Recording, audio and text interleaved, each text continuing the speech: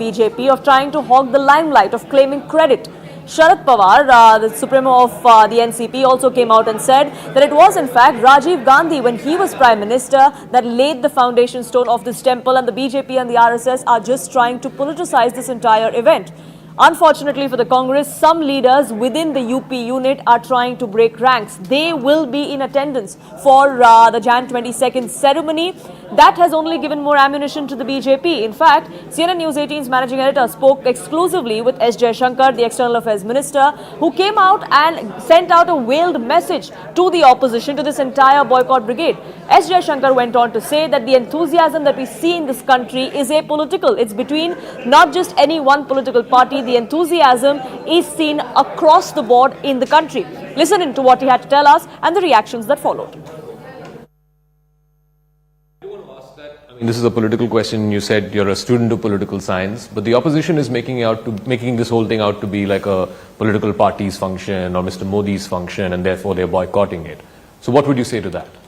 I think people, you and I both live in this country. You can see today the enthusiasm in this country. And I don't think that enthusiasm is necessarily just political. I think people, all of us have people around us, who are not political people in that sense.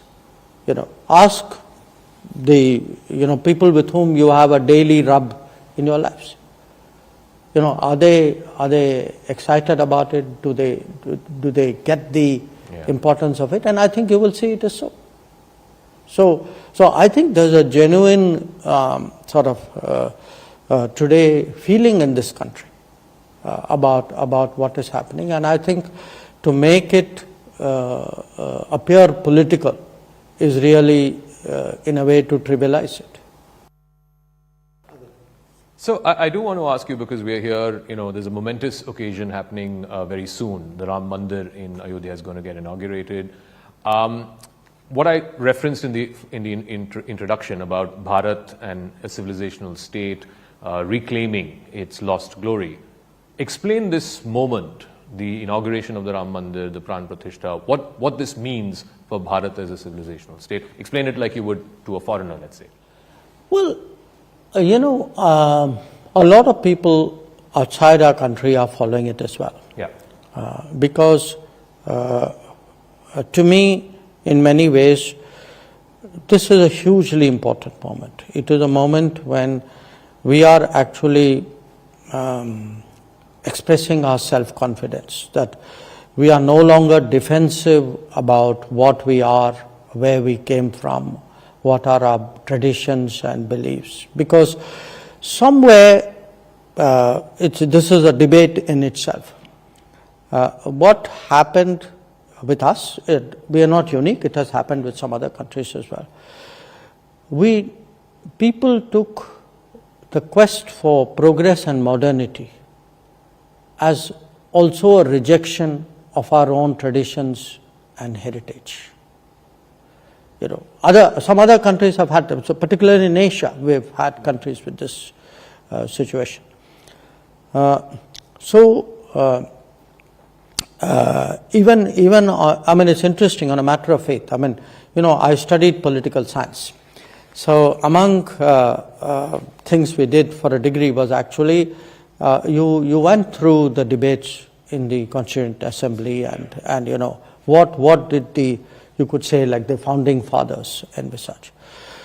So as a very pluralistic country, pluralistic in every sense, it is natural, it is right that people agreed that there would be equal respect for all faiths or all traditions, or in a sense equal respect for the pluralistic character of our society.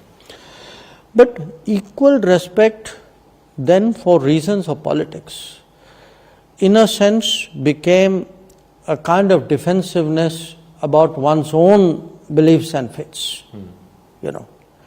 And I think over a period of time, the people of this country have reacted to it.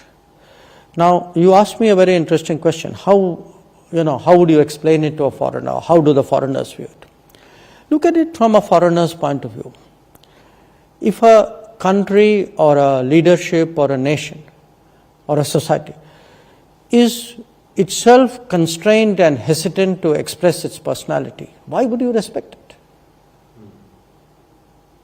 So that's why, to me, this is a very important moment of expressing, what we are, where we came from.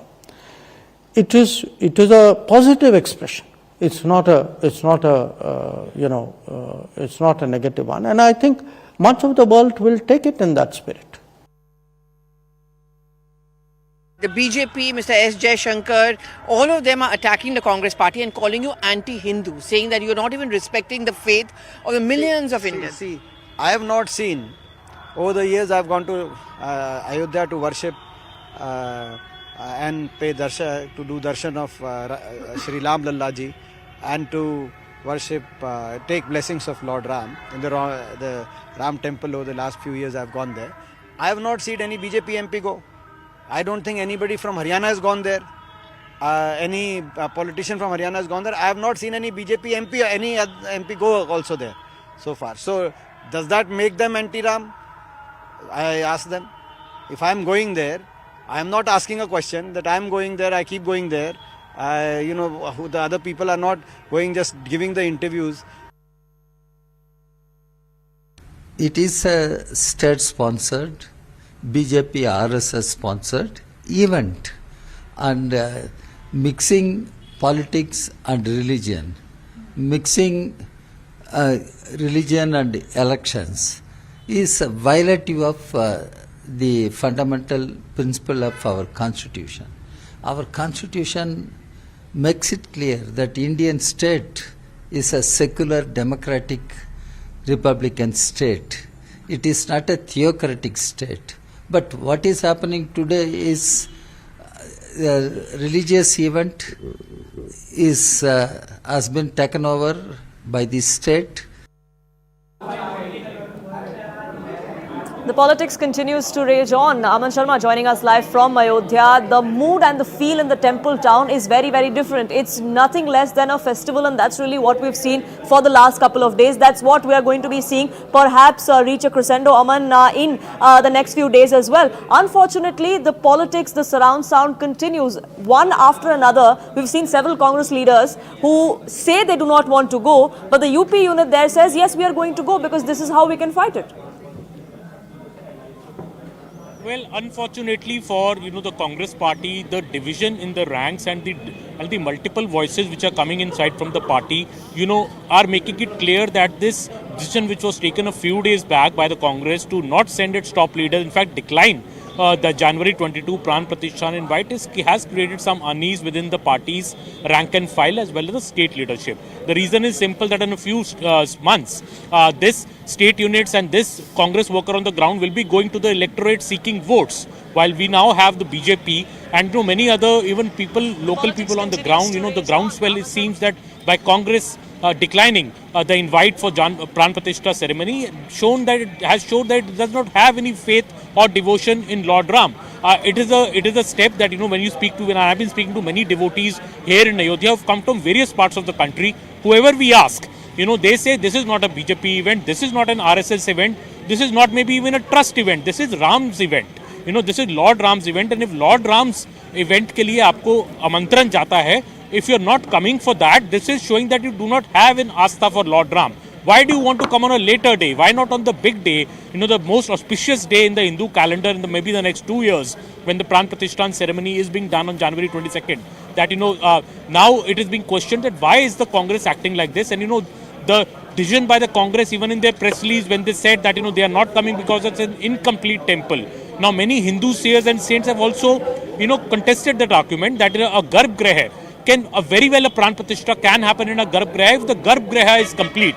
It is not necessary that the whole temple should be complete. There are many examples of temples in South India, Somnath temple, where the Pran Pratistha was done first and the full temple got completed a bit later or much later. Yes. So that argument also stood deflated. And that is the reason I think the Congress is finding itself on the back foot, and damage control is now happening by its state units, even from the UP state unit, saying that we will definitely go to Ayodhya, and some Congress leaders even came to Ayodhya 2 days back for a dubki in the Saryu River. I think that all is a belated realization that this denial of this invite on January 22 may cost the party dear when it comes to electorally in the 2024 Lok Sabha elections. It was really a catch-22 situation for the Congress party. Whether they decided to decline it or accept the invitation, it was going to have repercussions come the 2024 Lok Sabha elections. For the moment though, Aman, thank you so much for getting us perspective on that. The political fight unfortunately continues. Shifting focus now to some more breaking news that's now coming in. US Secretary of State Antony Blinken has now come out and hailed Prime Minister Modi's leadership. India's extraordinary success story is the talk of the town, is what the US Secretary of State has now come out and said. He was speaking at the World Economic Forum when he spoke about the ties between the two countries and India being the bright spot, especially as far as India's economy is concerned. Abhishek Jha, my colleague, joining us, getting us more details now. Abhishek, Antony Blinken there going on to speak of the success story of India, especially as far as economy goes. He is in Davos as we speak, also talking of the ties between the two countries under the leadership of Prime Minister Modi. Well, we have seen under Prime Minister Modi's leadership, US-India ties have come, a lot of closeness has been there. They have instituted mechanism to have more collaboration in new and emerging technologies. We have seen certain critical technologies also being transferred to India. India, on its part, has emerged as one of the fastest growing economy in the world. While the world economies, they have suffered through the pandemic and then the supply chain disruption and Russia-Ukraine conflict and a lot of geopolitical and geoeconomic issues. Indian economy has proved its resilience, though not that strongly, but comparatively in the world, relative to the world, the economy has performed a lot better. About 7% of growth rate is something that the world is not hearing in any other part of the world, and that has attracted a lot of investment from across the world to the Indian cities. And we just had this vibrant Gujarat summit where the leaders from across the world, the business leaders from across the world, expressed their confidence in the Indian economy and its potential to grow and benefit. So that is the kind of a perspective probably Secretary Blinken is trying to share when he's talking about India-US ties also, because with the growing economic potential of India, USA and its many private companies from USA who have tried to invest in India, they have also benefited from the success story of India in the last 10 years. Absolutely. Stay on with me, Ravinder Sachdev, analyst joining us now on this broadcast to put this in perspective for us. The ties between India and the United States are much cherished. That's something that the leaders of both those countries have often been speaking of. Now we have Antony Blinken go on to talk about India's success story, and it's interesting because he also talks about democracy and human rights when he talks about relationship between the two countries. Yes, certainly it is. The U.S. Recognizes where India is coming from and now where India is going to, and the trajectory at which India is. And the U.S. cannot afford to, have relations which are not at the best of the possibility. So U.S. very much, and it's recognizing what he's saying. It's not only Blinken. I think a lot of world leaders have been saying where India and Prime Minister Modi's leadership is going. And it has been shown also, like, for example, the G20, India managed to, bring together a consensus statement. So Blinken saying what he is saying is, I think, definitely a welcome step. It's always helpful to, hear them reinforcing the positivity in US-India relations. And speaking of India's success story, in the post-COVID era that we now live in, the kind of economic downturn that big economies have also seen, India has remained a bright spot. That is also something that a lot of the world powers are banking on. That is something that Antony Blinken also spoke of. Oh, yes, absolutely. India being, essentially, we are the largest population in the world. And if such a large country moves with the economic growth that is expected, even if let's say 7%, that's a huge momentum. So it's a recognition of that. And also what's happening, India has reached a point, I think, of a kind of a critical mass. Several things have been happening in India which have led to, better infrastructure and the government policies and all of that. Digital and fintech and all of that. So all of that is now kind of combining into a critical mass, and which is lending itself to a fantastic momentum, which, of course, the global economy, they look at a China which is slowing down. Okay, I think numbers of China today are 5.3 for the last year or this year, right? So when India grows at an estimate of, let's say, 7% or 6.5% or 7.5%, that's a huge momentum for such a large population, for the world's largest economy. Absolutely, and that is something that the United States also going there to underline.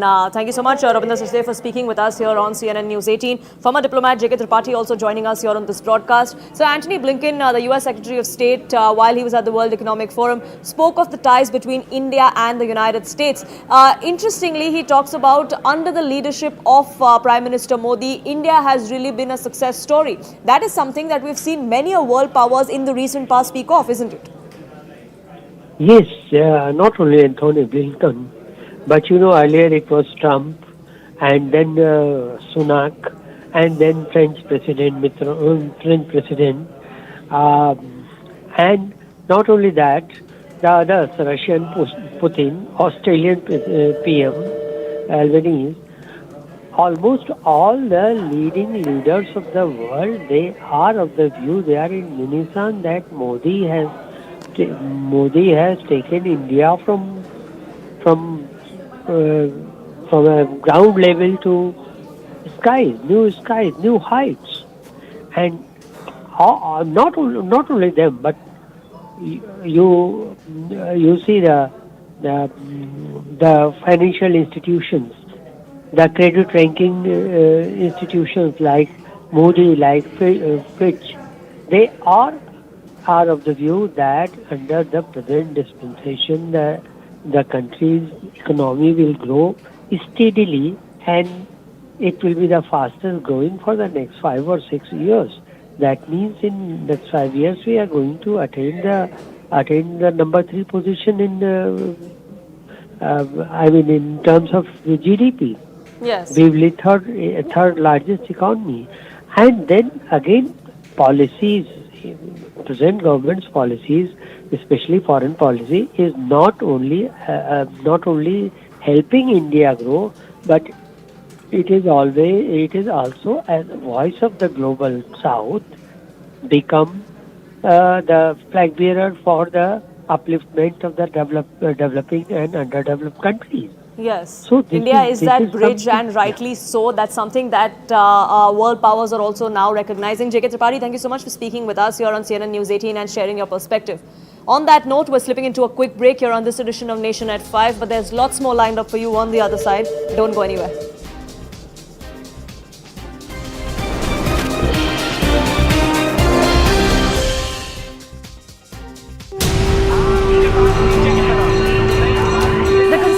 The Ram Temple in itself is a huge moment for Indian civilization. The enthusiasm, the excitement among the devotees can clearly be seen and experienced here. संविधान में राम है, राज्य की कल्पना में राम है, रोम रोम में राम है, भारत के राम है, भारत में राम है। राम राम राम राम राम राम। धर्म को कैसे बांधते हुए, धर्म की सीमाओं में रहते हुए कैसे काम किया जाए, इसके ऊपर आप अभी देख नहीं सकेंगी। वो विष्णु जी का है, और वो एक तरीके से समुद्र मंथन उसकी कहानी। Thousands of devotees have come to this Naya Ghat. They are offering prayers to Lord Surya.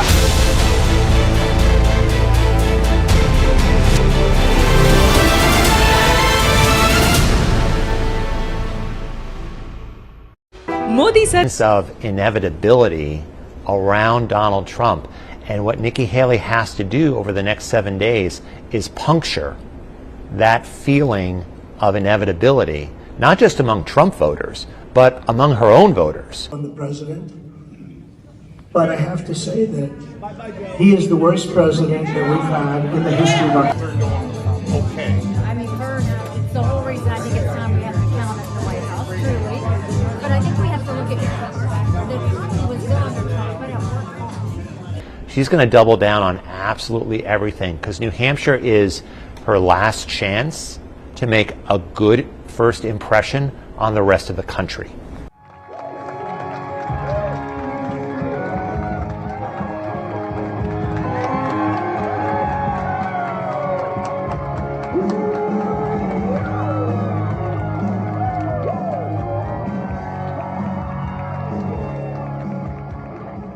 The problem for Ron DeSantis right now is that he really hasn't had a message that he's been transmitting to New Hampshire voters now for a good couple of months. He's been out of sight, out of mind for the most part because of his Iowa-focused strategy.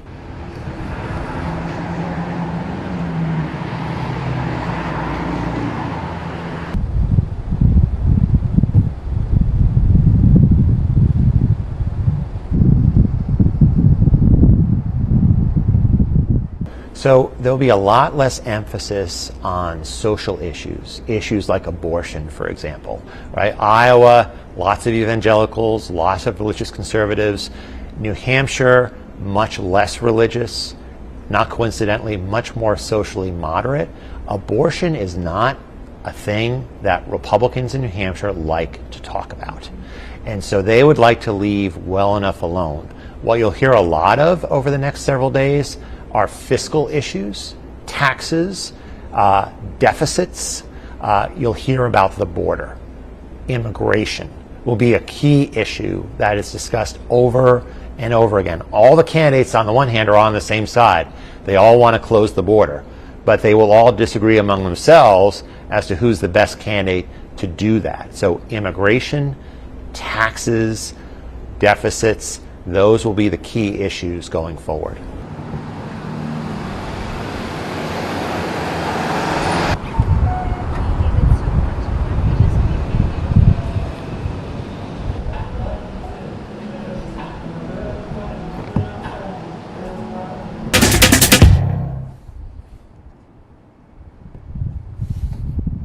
New Hampshire voters have been screening candidates for the past year, and they like to date, they like to see who's out there and so forth, but now is the time when it's commitment time.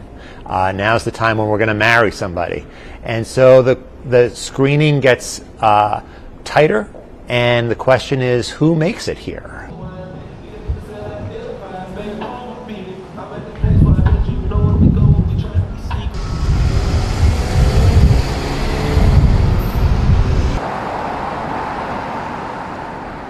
You know, if you're Donald Trump, I think you have a theory of how to win, and you have tactics that go along with that theory. What you're going to do is every day, these big rallies, every day you're going to be on the local news. And that's on the one hand. On the other hand, you're going to try to keep a lid on Nikki Haley.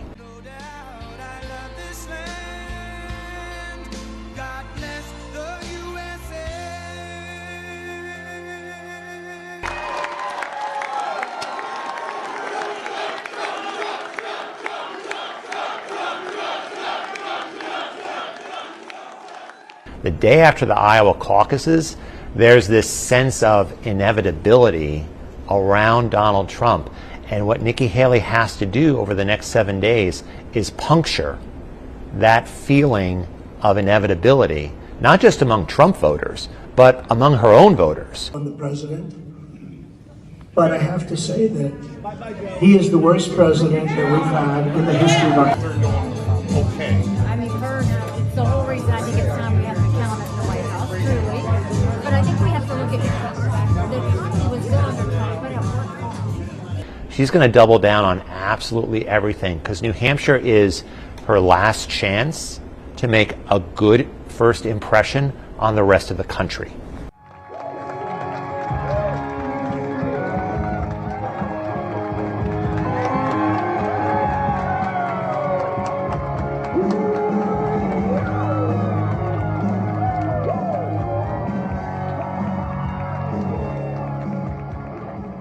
The problem for Ron DeSantis right now is that he really hasn't had a message that he's been transmitting to New Hampshire voters now for a good couple of months. He's been out of sight, out of mind for the most part because of his Iowa-focused strategy.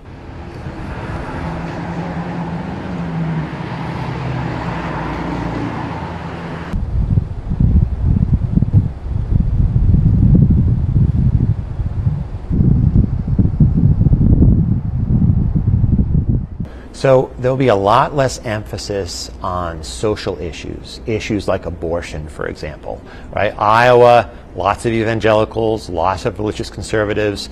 New Hampshire, much less religious, not coincidentally, much more socially moderate. Abortion is not a thing that Republicans in New Hampshire like to talk about.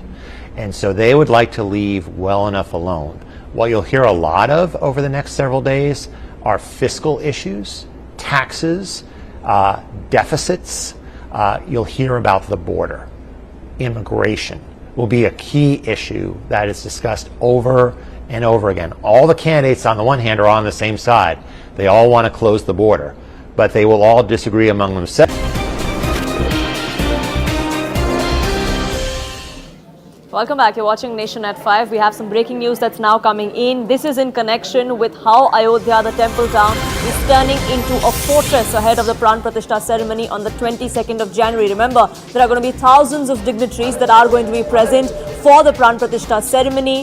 The Uttar Pradesh police, the agencies are all ensuring that nothing goes awry, which is why we're seeing AI-powered cameras, drones with anti-drone features, all of them being seen in Ayodhya. It is going to be a mix of not just manpower on ground and boots on ground, but we're also seeing a lot of technology use that is going to be done. What we're learning from our sources within the intelligence agencies is that the Uttar Pradesh police, in fact, has reached out to all members, all communities there in the temple town. We are going to be seeing security that is fortified not just in the run-up to Pran Pratistha and that event on the 22nd of January, but this is what perhaps Ayodhya is going to look like from here on, because the influx of devotees that we see in the temple town is only going to increase after the inauguration of the Ram temple. Anand Narasimhan, my colleague, joining us, getting us more details. Anand, we're going to be seeing a lethal combination of man and machine as far as fortifying Ayodhya goes. Yes, and this has been confirmed with the ADGP Law and Order Prashant Kumar, who spoke to us here at CNN News 18, and he's confirmed that they are going to use artificial intelligence, they are going to use cameras, and more importantly, most of the security deployment there is going to be in civil clothes. It's not going to be uniform deployment, especially inside the Mandir area and the Parisar area, and that the cops and the security outfit machinery is geared up. More importantly, what they said is that there seems to be a sense of acceptance and consensus, and there is no real threat perception that is coming across, and that all communities are coming together to make this happen and to make sure that it's a grand inauguration. So there was some talk that there are Muslim groups which are upset, or some other groups which are upset, and he was also categorical, and our group's editor security Manoj Kumar Gupta also getting us this input that locally there is no visible palpable threat or a need for disruption. Internationally also the threat perception is not so strong, but there is preparedness, and preparedness not just in Ayodhya and in and around Ayodhya, but also in certain key points and locations which could be sensitive areas where something could be triggered a day ahead of, on the day, or one day later across the country, and that's also being looked at. Interestingly, he added that even the waterways are going to be patrolled very clearly. So the skies are going to be watched with drones, which are also going to use AI technology to map faces and all of that, and there is an integrated control system right in the heart of Ayodhya that's been set. So anybody and everybody who's coming there is going to be watched, or it's going to be captured. Somewhere some camera will capture their faces, so that if something happens, to identify who the culprits could be or where they came from will not be easy. But as of now, they believe that it should be an incident-free Pran Pratistha ceremony. Absolutely, no chances being taken there. It is going to be a fortified Ayodhya that we see from here on. Anand, thank you so much for getting us those details. Piyush Mordia, Uttar Pradesh ADG, joining us here on this broadcast. Sir, thank you so much for speaking with us here on CNN News 18. We're getting details of how Ayodhya is going to be fortified. Absolutely nothing left to chance as far as the security arrangements go. It plans as far as surveillance in the entire city is concerned, using closed television cameras, and this time we have tried to introduce state of the which also have artificial intelligence features, and we are trying to take the entire footage on the server and later quality artificial in all our control rooms. So facial recognition and reverse facial recognition both are good. By reverse facial recognition, I mean that we have a data of all the known antisocial elements, and the people who are entering in, we can compare and we can try and identify persons, and also our own data if any person belonging to that category is a part of the crowd. Apart from that, we have vehicle identification facility also through artificial intelligence and using our cameras. We have placed tethered drones around the river and also around the temple premises. And apart from the tethered drones, we have other surveillance drones. The footage of each of these drones is also brought into our control room. We have made sure that every person who enters the city, if he's coming from Lucknow or he may be coming from Gorakhpur or from the airport, any person using whichever route, he gets captured in a camera and his antecedents get verified. So that way we have, and apart from this camera thing outside the premises, inside the temple also, we have placed a large number of cameras, and we have a control room inside the temple as well. So the technological features which have been introduced in various events of the country, they have all been incorporated in Ayodhya. Apart from that, we have tried to also get digital drones. Digital drones means physical plus digital drones. So you would soon see that our drones do patrolling in the sky, and we would be using the drones also to address public wherever it is. So the speaker in the drone would be like a public address system. Doing that as well, so that people, in case they need to be instructed or directed, that can be done.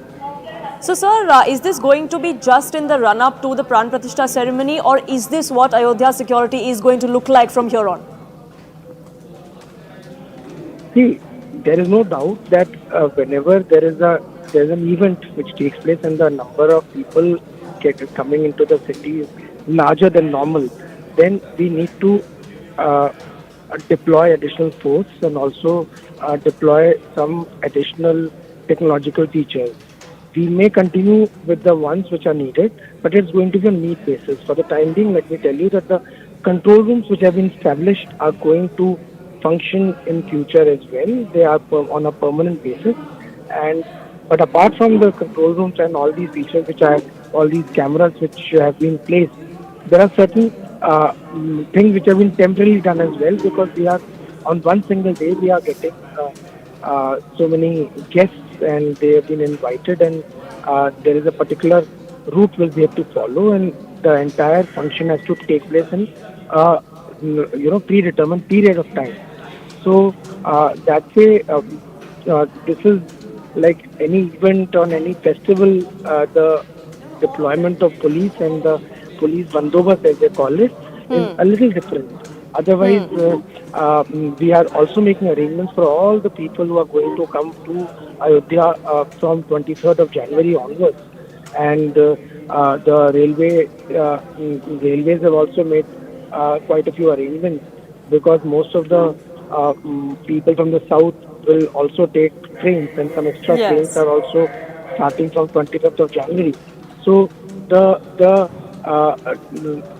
patrolling vehicles, for that matter, and our 112 vehicles which patrol on the roads, they get redeployed depending upon the kind of event and the venue of the event. Because if there is Deepotsava, then we move towards the Ghats and a focus shifts from one place to the other. But more or less, yes, the city is going to be getting a security of a kind which had never been seen here before. Absolutely, and that is something that the UP police is working towards. Piyush Bordia, thank you so much for taking out the time and speaking with us here on CNN News 18 and sharing those details with us. We in fact did speak to the DG of Uttar Pradesh, Prashant Kumar, just a short while ago. We spoke with the IG as well. Listen in to what they had to tell us. Can you please tell us what are the kind of arrangements that have been there, that have been put in place, not just in Ayodhya but all across Uttar Pradesh? Thank you very much. It is a historic occasion for all of us, and for that we have made elaborate security arrangements, not only in Ayodhya but around Ayodhya, and we are very aware of our responsibilities in the whole Uttar Pradesh. So, so far as Ayodhya is concerned, there will be enough boot on ground to secure, and at the place of that inauguration, we will try to keep minimum force, and maximum deployment will be in civil dress. Okay. And we have this time we are trying to integrate more and more technology so that we can reduce our manpower, and we have developed a integrated control room from where all the stakeholders would be sitting and watching everything, and they are capable of handling any crisis situation. The riverine security is also being provided, and all the major roads which are leading towards Ayodhya ji, it's being, we'll provide green corridor for smooth traffic flow. Heavy vehicles have been diverted, and proper notifications and have been issued from the local administration and in the neighboring areas. We are doing proper verification of everybody living in Ayodhya ji and in and around Ayodhya.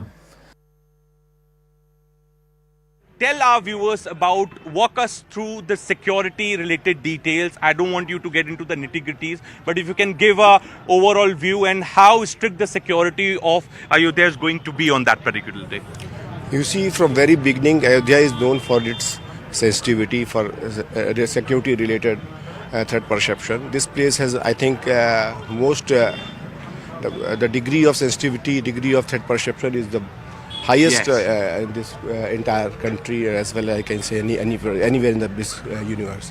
So in that scenario, whatever security measures are to be taken, we are already applying our manpower. We are taking whatever technical input from all other techniques available with us. We are using them. We are also using force multipliers, local people, our Navik, Malla, Saryu Prahari, they are all there with us. And so basically we are taking Ayodhya people, the technology and our manpower together and taking all sort of security arrangements. How many people are going to be on the city, in the city, guarding the city? Like how many of them, what's going to be the manpower's number?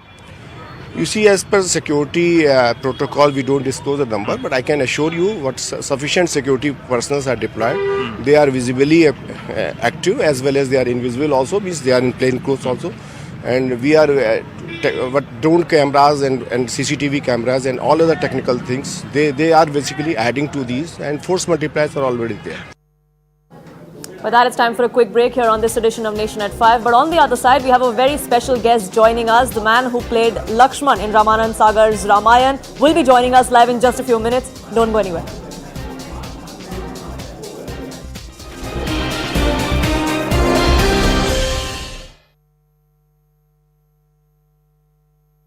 Brought to you by who's the best candidate to do that. So immigration, taxes, deficits, those will be the key issues going forward.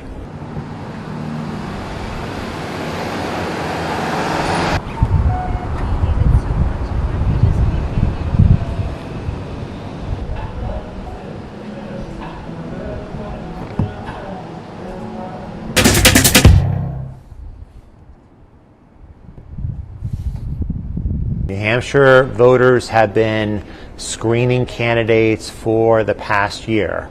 And they like to date, they like to see who's out there and so forth, but now is the time when it's commitment time. Now's the time when we're going to marry somebody. And so the screening gets tighter, and the question is, who makes it here?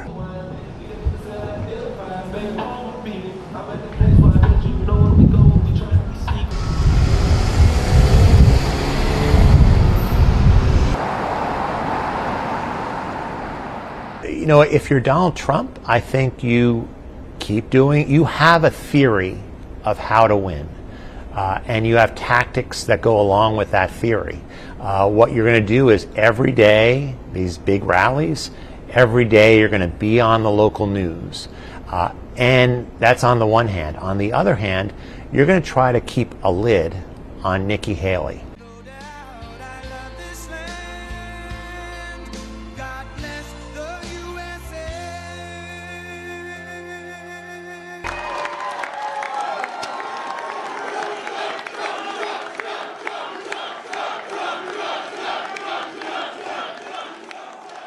The day after the Iowa caucuses, there's this sense of inevitability around Donald Trump. And what Nikki Haley has to do over the next 7 days is puncture that feeling of inevitability, not just among Trump voters, but among her own voters. On the president, but I have to say that he is the worst president that we've had in the history of our country. Okay. I mean, it's the whole reason I think it's time we have an accountant in the White House, truly. But I think we have to look at the economy was good under Trump, but it worked. She's going to double down on absolutely everything, because New Hampshire is her last chance to make a good first impression on the rest of the country.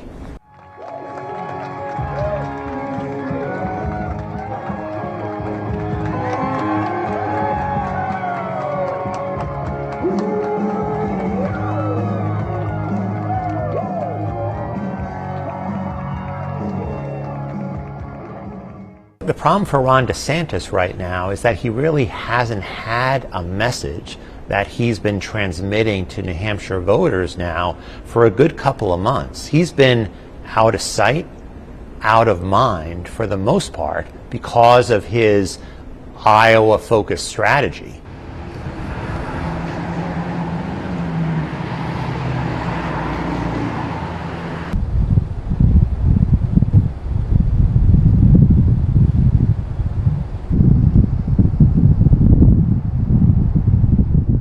So there'll be a lot less emphasis on social issues, issues like abortion, for example, right? Iowa, lots of evangelicals, lots of religious conservatives. New Hampshire, much less religious, not coincidentally, much more socially moderate. Abortion is not a thing that Republicans in New Hampshire like to talk about. And so they would like to leave well enough alone. What you'll hear a lot of over the next several days are fiscal issues, taxes, deficits. You'll hear about the border. Immigration will be a key issue that is discussed over and over again. All the candidates on the one hand are on the same side. They all want to close the border, but they will all disagree among themselves as to who's the best candidate to do that. So immigration, taxes, deficits, those will be the key issues going forward.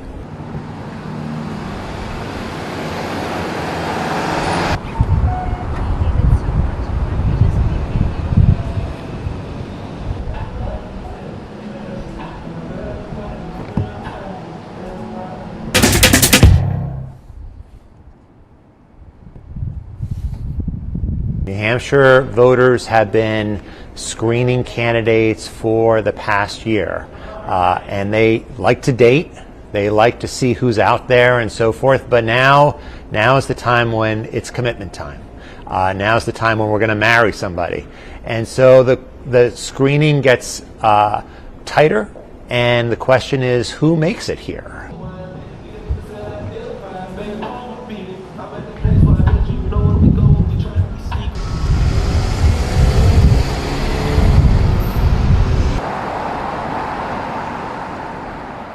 if you're Donald Trump, I think you you have a theory of how to win.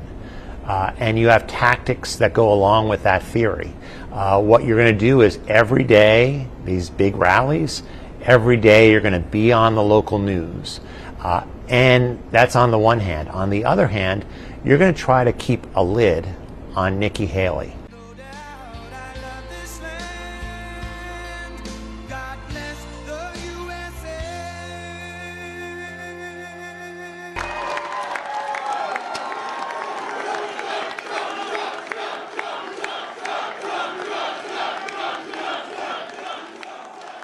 The day after the Iowa caucuses, there's this sense of inevitability around Donald Trump.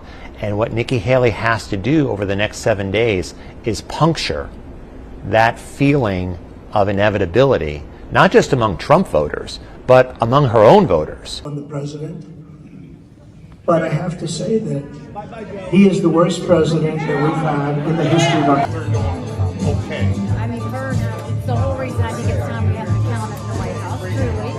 But I think we have to look at the economy was good under Trump, but it worked hard. She's going to double down on absolutely everything because New Hampshire is her last chance to make a good first impression on the rest of the country.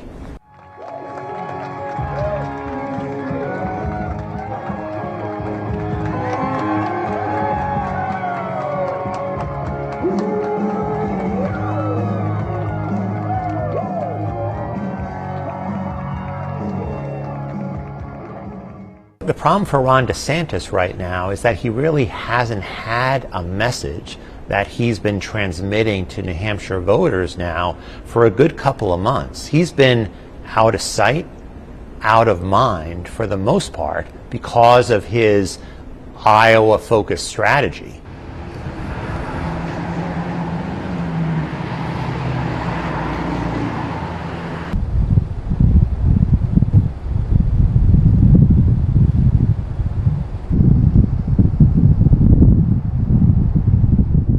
So there'll be a lot less emphasis on social issues, issues like abortion, for example, right? Iowa, lots of evangelicals, lots of religious conservatives.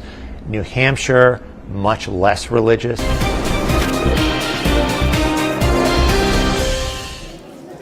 Welcome back. You're watching Nation at 5. We've all seen Ramanand Sagar's Ramayana on television as kids. The actors that portrayed Ram, Lakshman, Sita are in Ayodhya. They received a rousing reception when they came to the temple town. They're all going to be a part of the Pran Pratistha ceremony.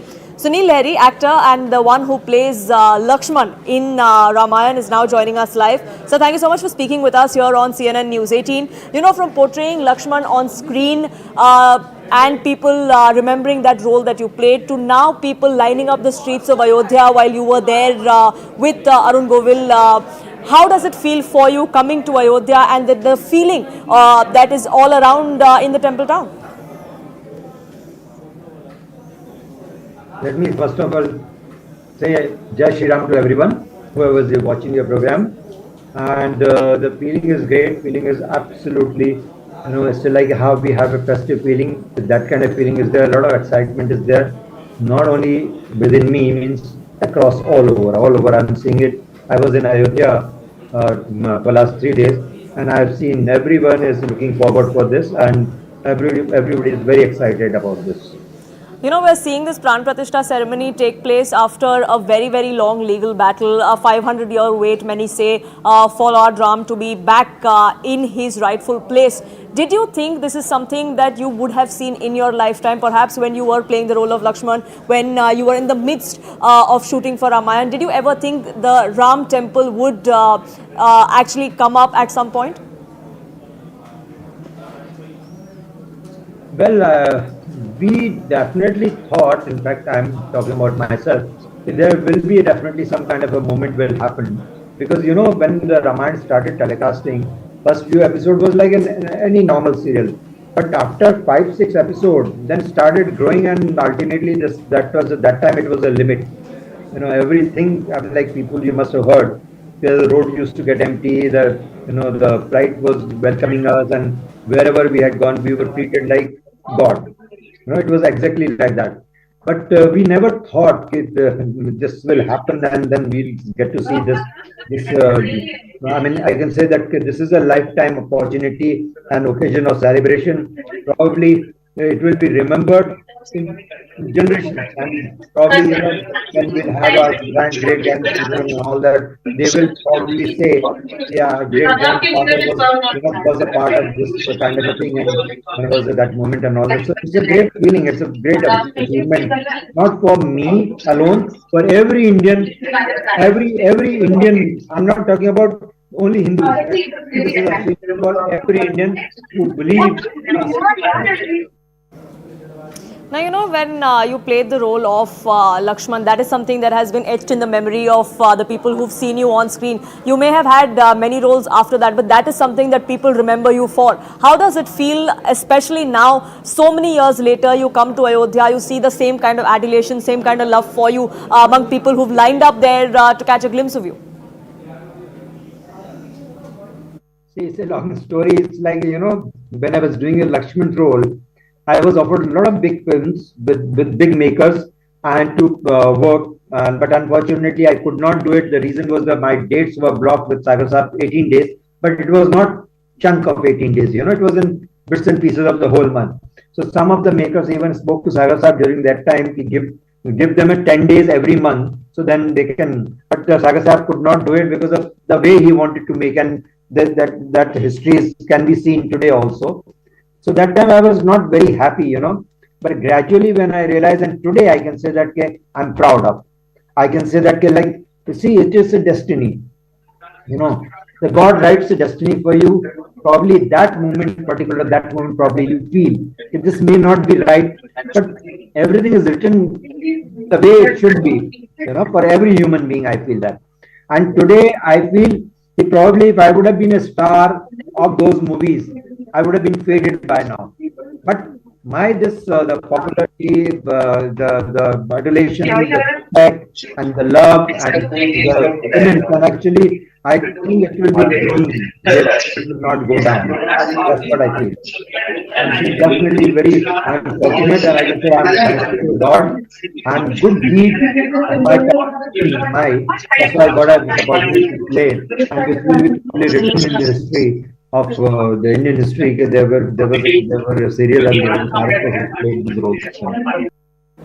Absolutely, and it's that history and our traditions, our culture is something when we talk about. Do you think now that we're seeing the Pran Pratistha ceremony happen, the entire country is talking about it, we're seeing, youth from across the country, even kids singing bhajans, getting involved in this entire process. Do you think this is something that will help keep our next generation, keep the youth of this country rooted to our culture?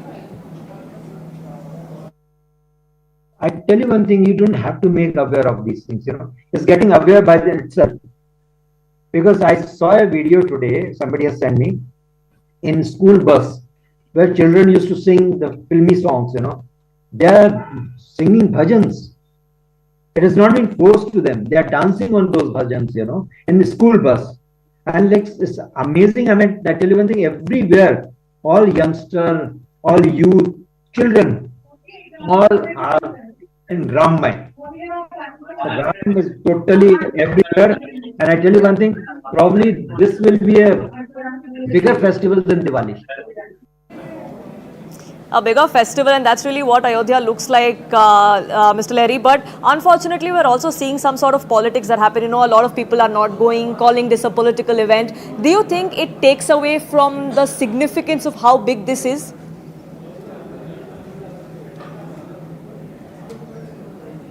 Why other party didn't do it at their time when they were in power, I don't know. If they think this probably a political agenda, and so other people should have done it, because this has been there for ages, and we have got independence for last 75 years. So this matter, I feel, was there for hundreds of years. Okay, before independence, I can understand that there was a British era, Mughal era, and all that. But once we got the independence, after that, what happened? What anybody did? I'm not supporting anyone, but I'm just trying to see, somebody initiated something, and instead of appreciating that, trying to pull down that. Why? It should not happen. It shows the mentality of people who are trying to take out instead of appreciating that. If somebody is doing okay, see the difference can be there, and I can understand that you don't get along with other person. That also I understand. But somebody has done something which is a proud of nation. It's not the one person's individual, incapacity is did it or he's taking the credit or he's going to only benefit out of it. Entire nation, entire world, because the Ramayana doesn't belong to any particular caste and culture. If it was that, then it wouldn't have been there in Muslim Malay. No, there is Urdu Ramayana is there, Jain Ramayana is there, Tamil Ramayana is there. There are I think maybe 12, 15 different languages of Ramayana. Because the preaching of Ramayana, for every human, every family, person who is American or Australian, everyone, and who doesn't want the values of the family, who doesn't want the bonding of the family. So that is what the Ramayana teaches. At least I think that they should appreciate. Something has happened for the nation. Nobody is going to take away this from the nation. You are there today or you may not be there tomorrow, but this will remain. And that is something that needs to be celebrated. That's the message I hope everyone does take out of this. We are just a few days away from the Pran Pratistha ceremony. Sree Lahiri, thank you so much for taking out the time and speaking with us here on CNN News 18. CNN News 18 is also in the temple town of Ayodhya. We've been speaking to all the stakeholders that are there in the run-up to what happens. What is the Jan 22nd ceremony going to look like? Dignitaries are going to be there in the temple town. Security has been beefed up as well. Take a look at some of these reports that are coming in.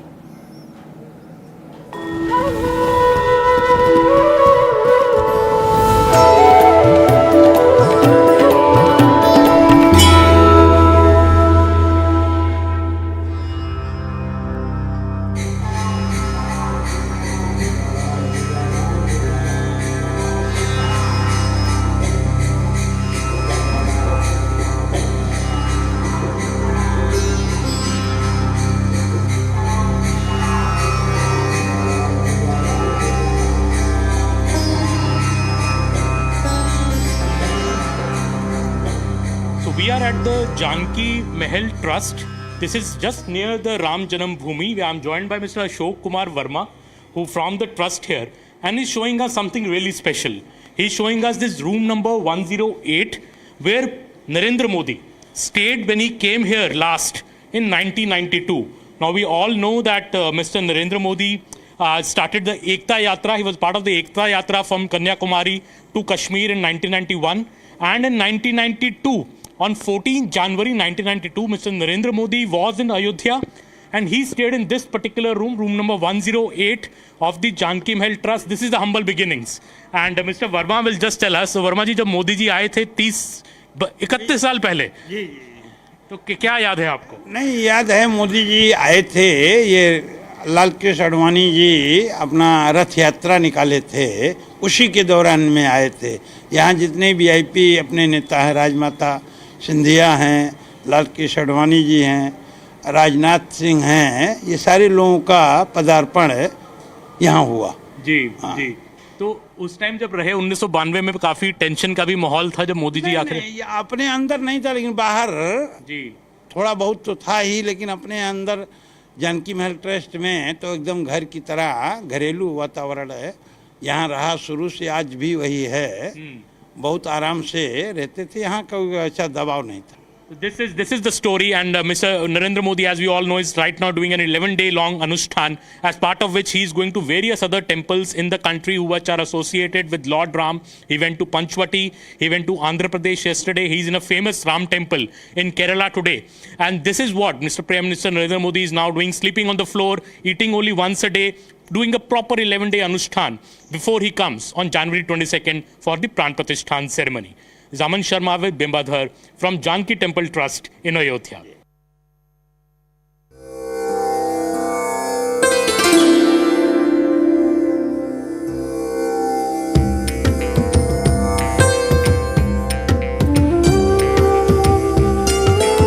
As the Grand Ram Temple rises, CNN News 18 gets you the biggest voices. Devotees in great number.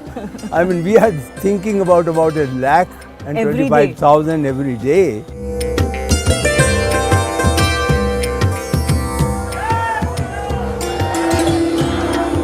From temple vision to execution, एक अनोखी शैली में बनाने की कोशिश की है। भगवान का दरबार में आप जाएंगे तो लगेगा कि नहीं एक अच्छी जगह पे हम लोग आए।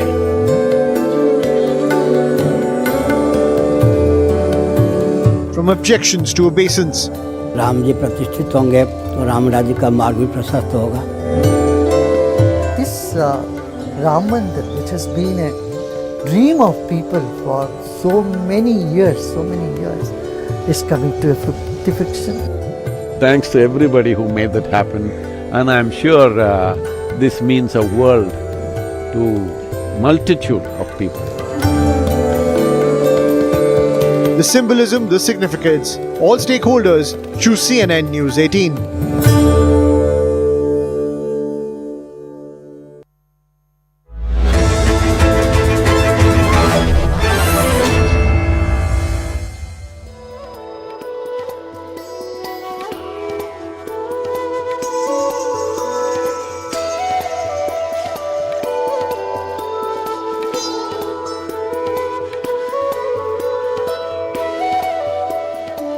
Welcome everyone. Thanks a lot for staying with us. You're watching Plain Speak with me, Shivani Gupta.